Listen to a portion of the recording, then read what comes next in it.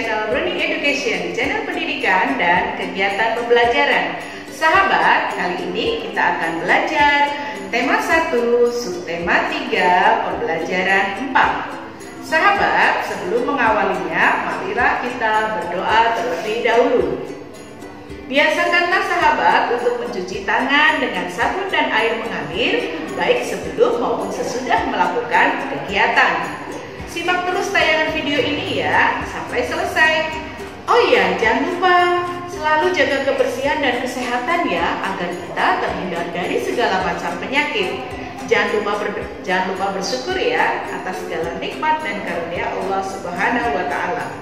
Yuk kita saksikan saja.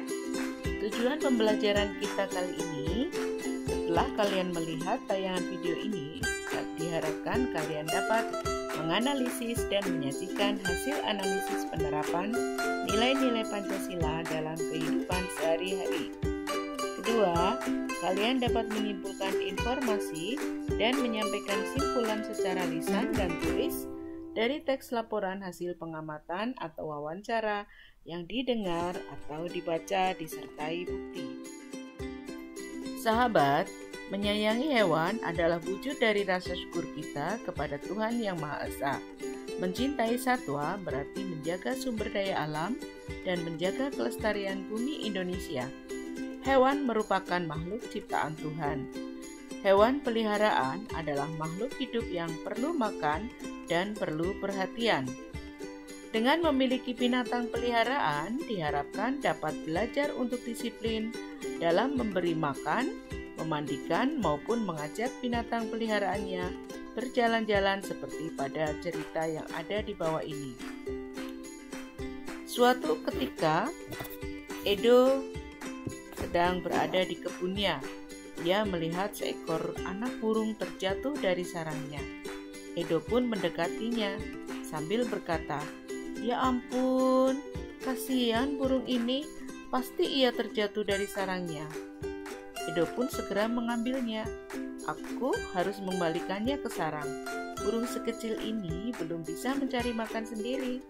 Selamat beristirahat burung kecil." Dan akhirnya Edo pun mengembalikan burung kecil itu kembali ke sarangnya.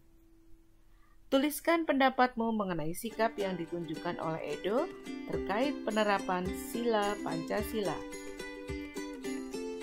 Sikap yang ditunjukkan Edo terkait penerapan sila kedua Pancasila yaitu kemanusiaan yang adil dan beradab. Edo berlaku adil terhadap sesama manusia, terhadap diri sendiri, alam sekitar, dan terhadap Tuhan. Perlakuan adil terhadap alam sekitar termasuk menyayangi binatang atau hewan dan tumbuhan. Yuk sahabat, kita simak komik selanjutnya. Suatu hari, Alif berada di kebun kakek. "Kenapa burungnya nggak ditembaki saja, kek? Jadi kan nggak ganggu lagi." "Astagfirullah, kalau ditembaki, kasihan dong. Sama saja kakek sudah membunuh binatang. Kalau masih bisa diusir, ya diusir saja. Kalau dibunuh, nanti kakek akan dimintai pertanggungjawabannya oleh Allah di akhirat nanti." "Oh, begitu ya, kek. Baiklah, sekarang Alif bantu usir burungnya ya." "Hus, hus, hus, ayo pergi." Dan Alif pun membantu kakek mengusir burung-burung yang ada di kebunnya. Pikirkanlah satu contoh penerapan salah satu sila Pancasila dalam kehidupanmu sehari-hari. Kemudian, buatlah menjadi sebuah komik. Kamu bisa melihat contoh komik yang ada di sini. Simpanlah hasil karyamu.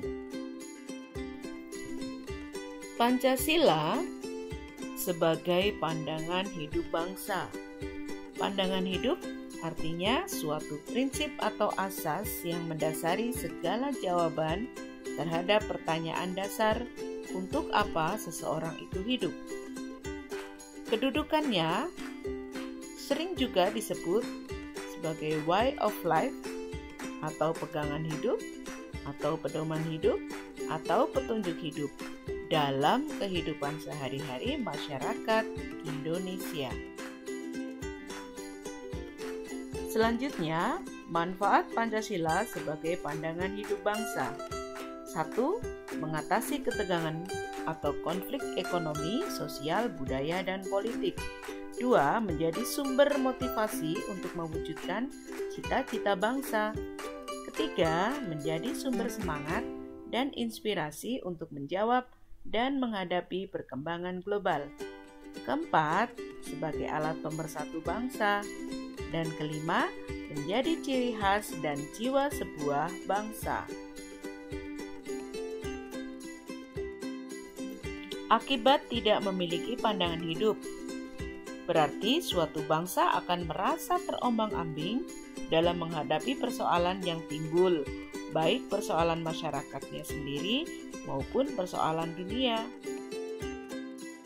Kita di sini mau apa? Ih, Adi, tadi katanya Adi bosan. Ayo kita cari hewan peliharaan saja untuk menemani kita bermain. Wah, benar sekali, ide bagus, Za. Tapi Za, ada hewan peliharaan apa saja di dalam? Ada banyak, Di. Kita lihat ke dalam yuk. Wah, benar ya, Za. Banyak sekali hewannya. Iya benar, Adi. Ayo kita lihat-lihat.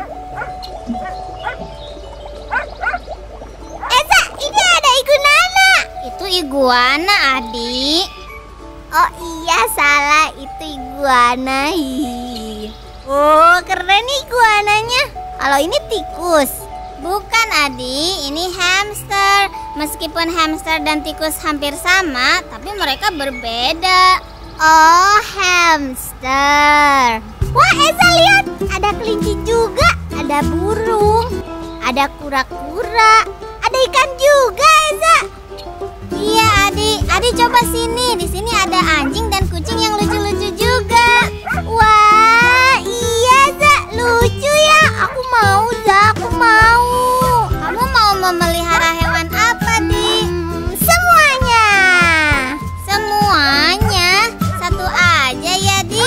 Ketika kita memelihara hewan, kita harus menjaga hewan yang kita pelihara dengan baik.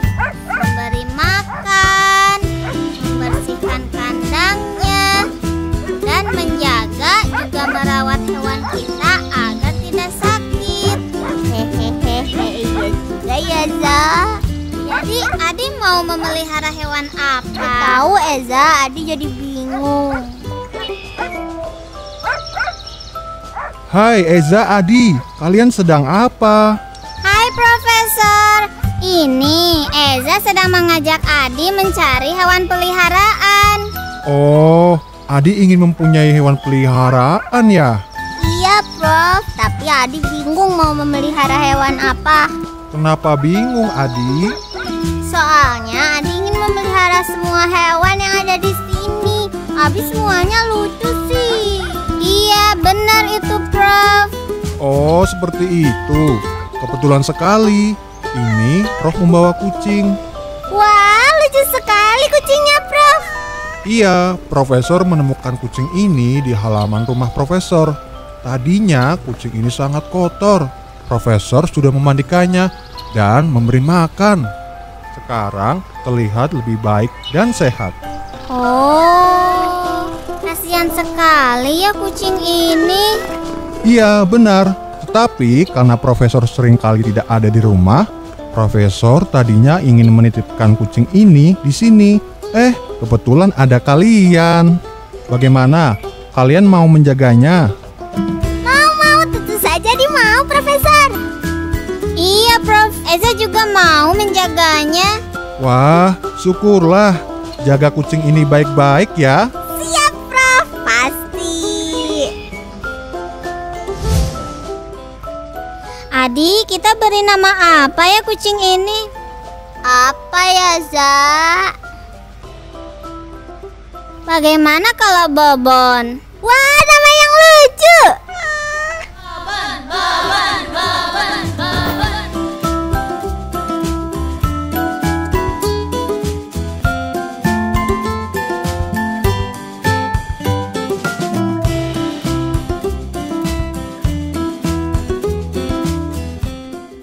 Bacalah teks berikut ini dan buatlah kesimpulannya.